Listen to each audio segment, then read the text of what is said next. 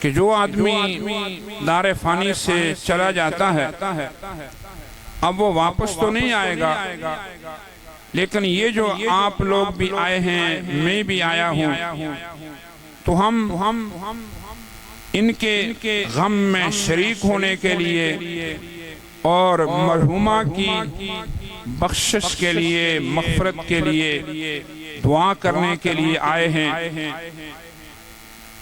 آپ احباب بھی آئے ہیں اور میں بھی اسی غرض سے حاضر ہوا ہوں کہ چند کلمات جو پیش کر سکوں آپ سنیں گے۔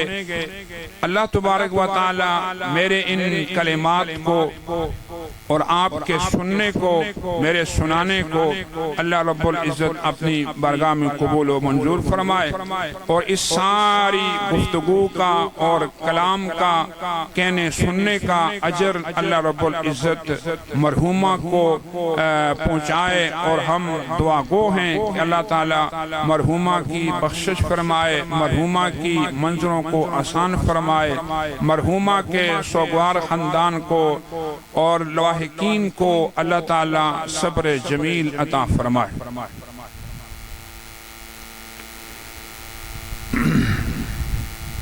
ہر خطیب مقرر کا ایک اپنا انداز ہوتا ہے، مزاج ہوتا ہے، تو آپ جتنے حضرات بیٹھے ہیں اگر آپ توجہ کے ساتھ بات سنیں اور کوئی بات سمجھ آ جائے تو بے ساختہ آپ احباب کی زبانوں پہ آئے سبحان اللہ۔ کیا آئے؟ سبحان اللہ۔ یہ ایک ایسا مقدس، مبارک اور پاکیزہ جملہ ہے کہ یوں سمجھیں رب کائنات نے پورے توحید کے سمندر کو کوزے میں بند کر دیا۔ تو اب آپ کی زبان سے جب یہ آئے گا سبحان اللہ تو سنانے والا یہ سمجھتا ہے، یہ سمجھے گا کہ الحمدللہ سامعین میری بات سن رہے ہیں اور سمجھ بھی رہے۔ اور پھر دوران تقریر اگر پیغمبر دو عالم صلی اللہ علیہ وسلم کا نام نامی اسم گرامی آ جائے تو آپ احباب کی زبانوں پہ بے ساختہ آئے صلی اللہ علیہ وسلم۔ جب آپ درود پڑھیں گے ایک مرتبہ درود پڑھنے سے اللہ تبارک و تعالی 10 رحمتیں نازل کرتا ہے۔ کتنی رحمت نازل کرتا ہے؟ 10 رحمت، 10 درجات اللہ بلند فرماتا۔ اور یہ درود پاک کا جو تحفہ ہے یہ ایسا عظیم تحفہ ہے کہ آپ جو بھی دعا کریں، کوئی بھی عمل کریں، تو جب تک آپ یہ درود والا تحفہ بیچتے جائیں گے اللہ تبارک و تعالی، اگر آپ کا عمل کمزور ہے تو اللہ تعالی درود پاک کی برکت سے اس کو بھی اپنی بارگاہ میں قبول و منظور فرما دے۔ تو بہرحال آپ سے یہی گزارش ہے کہ آپ کی زبانوں پہ سبحان اللہ آئے تاکہ یہ پتہ چل جائے کہ آپ سن بھی رہے ہیں اور بات کو سمجھ بھی رہے ہیں۔ اور پیغمبر دو عالم صلی اللہ علیہ وسلم کا جب بھی میں نام لوں تو آپ لوگوں کی زبانوں پہ آئے بے ساختہ صلی اللہ علیہ وسلم، تو پتہ چل جائے کہ یہ سارے کے سارے پیغمبر دو عالم صلی اللہ علیہ وسلم کے شیدائی ہیں، عاشق ہیں، غلام ہیں، ماننے والے ہیں۔ اور پھر جب ہم پڑھتے جائیں گے درود پیغمبر دو عالم صلی اللہ علیہ وسلم کا تو ہمارا رب بھی راضی ہوگا اور روزہ مبارک کے اندر کملی والے آقا محمد الرسول اللہ صلی اللہ علیہ وسلم بھی خوش ہوں گے۔ تو خیر میں اپنی گفتگو کرنے سے پہلے، شروع کرنے سے پہلے 2 باتیں عرض کرتا ہوں تاکہ آپ کو بات کا سمجھنا آسان ہو جائے۔ کہ جیسے آج ہم بیٹھے ہیں تو جب خوش نصیب لوگ جنتی لوگ جب جنت میں جائیں گے، دیکھو یہاں غم ہے، پریشانی ہے، دنیا ہے ہی غموں کی جگہ، آج خوشی ہے کل غم ہے، کوئی بیماری ہے، کوئی حادثہ پیش آ جاتا ہے، کوئی کیا۔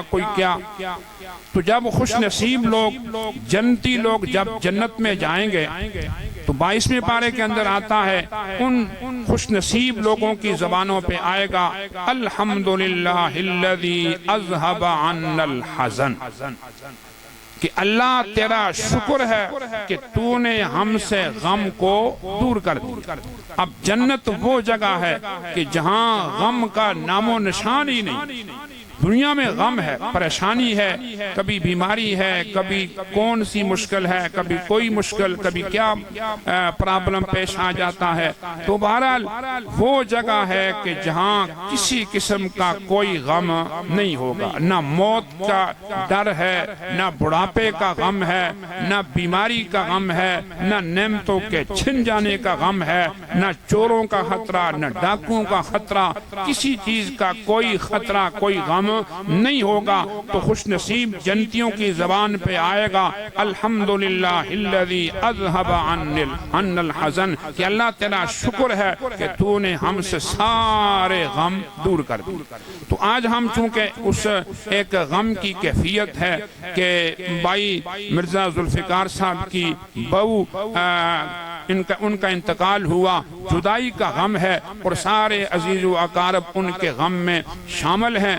تو اب حدیث پاک کے اندر آتا ہے، فرمایا کہ مرنے والا جو ہے، جو دنیا سے چلا جاتا ہے تو اس کو اس چیز کی فکر ہوتی ہے کہ کاش کہ مجھے کوئی، اب میں چونکہ آخرت کے دریا میں جا رہا ہوں تو کوئی ایسا ہو کہ جو مجھے اس سے نکالنے والا ہو، جیسے کہ ڈوبنے والا تنکے کا سہارا بھی تلاش کرتا ہے شاید کہ میں بچ جاؤں، تو مرنے والا یہ سمجھتا ہے کہ شاید میرے لیے بخشش کی مغفرت کی کوئی دعا کرنے والا ہو۔ تو ہم یہ جو اس کے لیے دعائیں کرتے ہیں تو اللہ تعالیٰ مرحومہ کی بھی بخشش فرمائے گا۔ اسی طرح ایک اور حدیث کے اندر آتا ہے کہ جب مرنے والے کو اللہ تعالیٰ درجات عطا فرمائے گا اور اس کے درجے بلند ہوتے جائیں گے تو وہ دیکھے گا، وہ کہے گا کہ یا اللہ میں نے تو کوئی ایسا عمل نہیں کیا، یہ میرے درجات کیسے بلند ہو گئے؟ تو رب تعالیٰ فرمائیں گے کہ تیرے لیے فلاں نے بخشش کی دعا کی، فلاں نے مغفرت کی دعا کی، فلاں نے دعا کی،